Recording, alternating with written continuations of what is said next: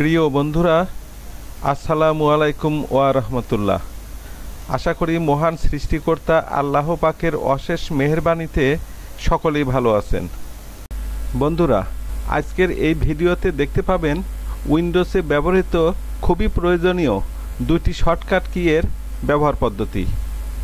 ভিডিওর শুরুতে আপনাদের কাছে ছোট্ট একটি রিকোয়েস্ট, এখন পর্যন্ত আমার এই চ্যানেলে সাবস্ক্রাইব করে না থাকলে অবশ্যই সাবস্ক্রাইব করবেন, আর যারা সাবস্ক্রাইব করেছেন তাদের জন্য রইল অনেক অনেক ধন্যবাদ।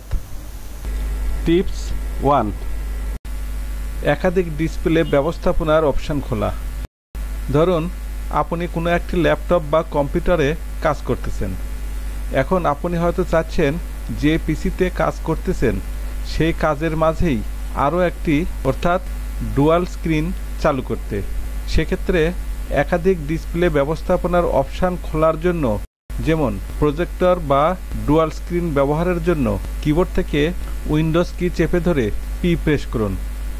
তবে এক্ষেত্রে কিবোর্ড মোড কিন্তু অবশ্যই ইংরেজিতে থাকতে হবে। এবার স্ক্রিনের ডান পাশে এই ধরনের একটি অপশান হাজির হবে, যেখানে এই ডুপ্লিকেট অপশানটি নির্বাচন করলে যদি কম্পিউটার বা ল্যাপটপের সাথে প্রজেক্টর সংযোগ দেওয়া থাকে, সেক্ষেত্রে ল্যাপটপ এবং প্রজেক্টর দুটি স্ক্রিনেই একই রকম কাজ ডিসপ্লে হবে। আবার এই এক্সটেন্ড অপশানটি নির্বাচন করলে যদি কম্পিউটার বা ল্যাপটপের সাথে প্রজেক্টর সংযোগ দেওয়া থাকে, সেক্ষেত্রে ল্যাপটপ এবং প্রজেক্টর দুইটি স্ক্রিনে দুই রকম কাজ ডিসপ্লে করা যাবে। আর এই সেকেন্ড স্ক্রিন অনলি নির্বাচন করলে যদি কম্পিউটার বা ল্যাপটপের সাথে প্রজেক্টর সংযোগ দেওয়া থাকে, সেক্ষেত্রে শুধুমাত্র ওই প্রজেক্টরের স্ক্রিনেই কাজ ডিসপ্লে হবে। টিপস 2, নির্বাচিত ফাইল বা ফোল্ডারের নাম পরিবর্তন করা।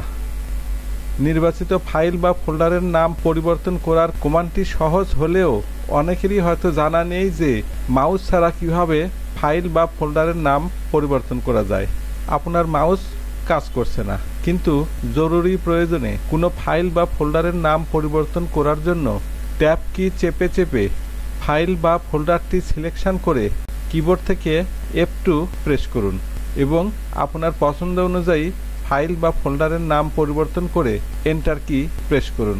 এবার লক্ষ্য করে দেখুন ফাইল বা ফোল্ডারের নাম পরিবর্তন হয়ে গেছে। আজকের ভিডিও এই পর্যন্তই। বন্ধুরা, এতক্ষণ এই ভিডিওতে উইন্ডোজে ব্যবহৃত খুবই প্রয়োজনীয় দুইটি শর্টকাট কিয়ের ব্যবহার পদ্ধতি দেখানো হলো। আমি আশা করি ভিডিওটির কার্যক্রম আপনাদের অনেক উপকারে লাগবে। পরিশেষে আপনাদের কাছে বলতে চাই, ভিডিওটির কার্যক্রম যদি আপনাদের উপকারে লাগে বা ভালো লাগে, তাহলে অবশ্যই আমার এই চ্যানেলটিতে সাবস্ক্রাইব করবেন, লাইক দিবেন, শেয়ার এবং কমেন্টস করবেন। ধন্যবাদ।